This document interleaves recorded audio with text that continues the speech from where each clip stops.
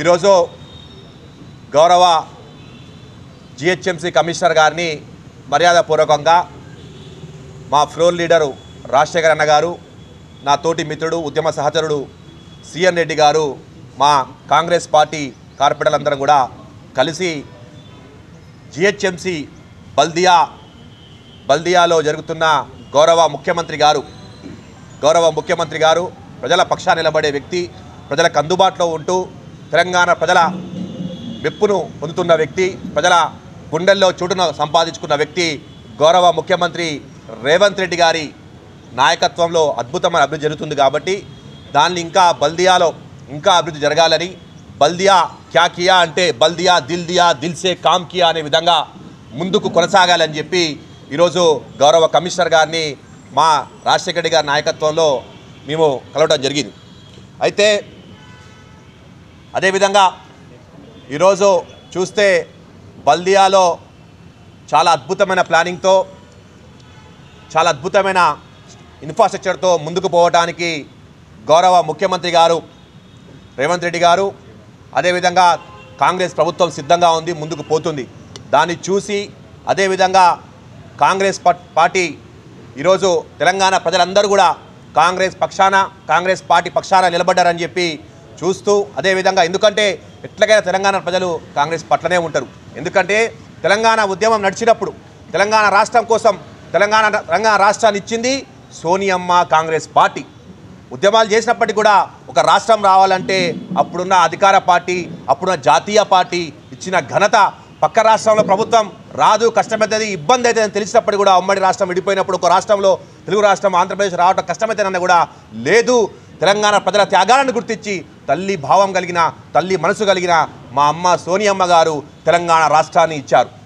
అదేవిధంగా ఈరోజు మరొకసారి దొరల గడిల నుంచి అహంకారబద్ధమైన నియంత పాలన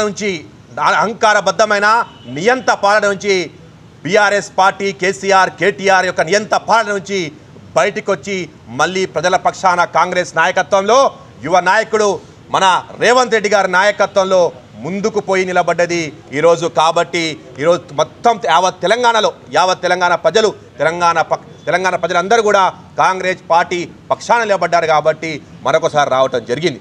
దాన్ని గుర్తుంచుకొని నేను ముఖ్యంగా బీఆర్ఎస్ పార్టీలో బీఆర్ఎస్ అయినప్పటి నుంచి చూస్తున్న తెలంగాణ ఉద్యమంలో ఒక సిపాయిల ఏ కార్యక్రమం తీసుకున్నా, ఏ పిలిపించినా నా ప్రాణాలను పలంగా పెట్టి పోలీసుల బందూకుల తూటాలకు భయపడకుండా అన్నాడు ఉద్యమాలు చేశాను.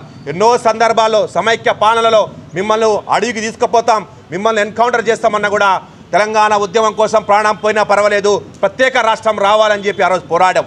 అదేవిధంగా తెలంగాణ రాష్ట్రం వచ్చిన తర్వాత, కలలుగొన్న తెలంగాణ రాష్ట్రం వచ్చిన తర్వాత, సోనియమ్మ తెలంగాణ ఇచ్చిన తర్వాత తెలంగాణ అద్భుతంగా అభివృద్ధి అవుతుంది అనుకున్నాం. ఏదైతే ప్రజాస్వామికమైన తెలంగాణ, దళితులు, బహుజనులు, బీసీలు, మైనార్టీలు తెలంగాణ రాష్ట్రంలో బాగుపడతారు అనుకొని ఆ రోజు తెలంగాణ రాష్ట్ర ప్రభుత్వం వచ్చిన తర్వాత, తెలంగాణ రాష్ట్రంలో ఏర్పడిన తర్వాత బీఆర్ఎస్ పార్టీ ప్రభుత్వం వచ్చిన తర్వాత చూసాం అద్భుతమైన పరిపాలన జరుగుతుంది అనుకున్నాను. కానీ తెలంగాణ తల్లి విమోచనం ఏర్పడి దొరగడిలో మళ్ళా బందీ అయిపోయింది. బందీ అయిపోయి 9.5 సంవత్సరాలు నియంత వ్యవస్థ. ఒక ముఖ్యమంత్రిని గెలవాలంటే అపాయింట్మెంట్ తీసుకున్నా కూడా కుదరదు, ఎవరిని అడగాలా తెలియదు, ఎవరిని ఎప్పుడు అడగాలా తెలియదు, అలాంటి పరిస్థితి. అదేవిధంగా నేను డిప్యూటీ మేయర్గా చేసినప్పుడు కన్సల్ట్ శాఖ మంత్రిని జరుగుతున్న ప్రజా సమస్యలపైన, అదేవిధంగా హైదరాబాద్ నగరంలో ముఖ్యంగా బీఆర్ఎస్లో ఉన్న కార్యకర్త సమస్యలపైన ముఖ్యంగా ప్రజల పక్షాన నిలబడి అక్కడ ఉన్న సమస్యలు తెలియజేద్దామంటే ట్విట్టర్ బాయ్ కేటీఆర్ గారు కనపడరు. ఆయన చెప్దామంటే రేపు ఇయ్యాల రేపు అని అంటున్నారు అని చాలా కారంగా పట్టించుకోలేదు. అదేవిధంగా అటు ముఖ్యమంత్రి గెలవరు, మేము కాదు, ఒక డిప్యూటీ మేయర్ గానో లేకపోతే కార్పొరేటర్ల కాదు, గతంలో మంత్రులు కూడా బహుజన మంత్రులు కూడా ముఖ్యమంత్రిని కలవాలంటే కలవలేని పరిస్థితి. ఈరోజు ప్రజల పక్షాన నిలబడుతున్న ముఖ్యమంత్రి గౌరవ రేవంత్ రెడ్డి గారు ఈరోజు కలవాలనుకుంటే వెంటనే కలవచ్చు. ప్రతిపక్ష అధికార పక్షమే కాదు, అధికార పక్ష ఎమ్మెల్యేలే కాదు, మంత్రులు కాదు, ఎవరు కాదు, ప్రతిపక్ష నాయకులు కూడా ఒక సామాన్యుడు, ఈ భారతదేశంలో ఉన్న సామాన్యుడు ఓటు హక్కు ఉన్నవారు ఎవరైనా భారతీయ సిటిజన్షిప్ ఉన్నవారు ఎవరైనా టక్కని గెలవచ్చు సీఎం గారు. అది ప్రజాపక్షాన, అది ప్రజాపాలన, అది ప్రజాస్వామ్యం. ఎందుకంటే ప్రజాస్వామ్యంలో నాయకులు ప్రజలకు అందుబాటులో ఉండాలి. ఎక్కడో గడిలలో ఉండి, ఎక్కడో ఫామ్ హౌస్లలో ఉండి, ఎక్కడో ఇళ్లలో ఎక్కడో దాచుకొని మేము చూస్తాము, అధికారులు చూస్తారంటే కుదరదు. కానీ ఈరోజు తెలంగాణ ప్రజలు సమాధానం చెప్పారు. తెలంగాణ వ్యాప్తంగా దెబ్బ కొట్టారు. దెబ్బ ఎట్లా కొట్టిర్రంటే కనుమరుగయ్యే విధంగా, కనబడకొంత విధంగా ఈరోజు తెలంగాణ ప్రజలు సమాధానం చెప్పారు. మీ వాళ్ళందరూ అనుకున్నారు బీఆర్ఎస్ పార్టీ కేసీఆర్ నాయకత్వం ఇస్తే తెలంగాణ మార్పు వస్తుంది. ఏం మార్పు రాలేదు. అట్లనే ఉన్నది. ఏదో దళిత బాంధు ఇచ్చిరు, రైతు బాంధు ఇచ్చిరు, ఆ బాంధు ఇచ్చిరు, ఈ బాంధు ఇచ్చిరు, బీసీ బాంధు ఇచ్చిరు, మైనార్టీ బాంధు ఇచ్చిరు.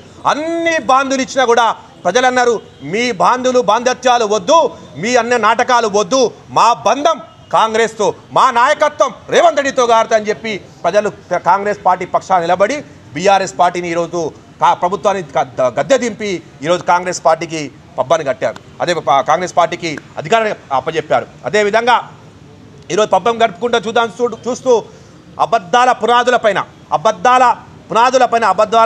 పునాదులపైన నిరూపిద్దామని ఒకే అబద్ధాన్ని 100 సార్లు చెప్పి నిజం చెప్పే ప్రయత్నము ఈరోజు ట్విట్టర్ బాయ్ కేటీఆర్ గారు ప్రయత్నిస్తున్నారు.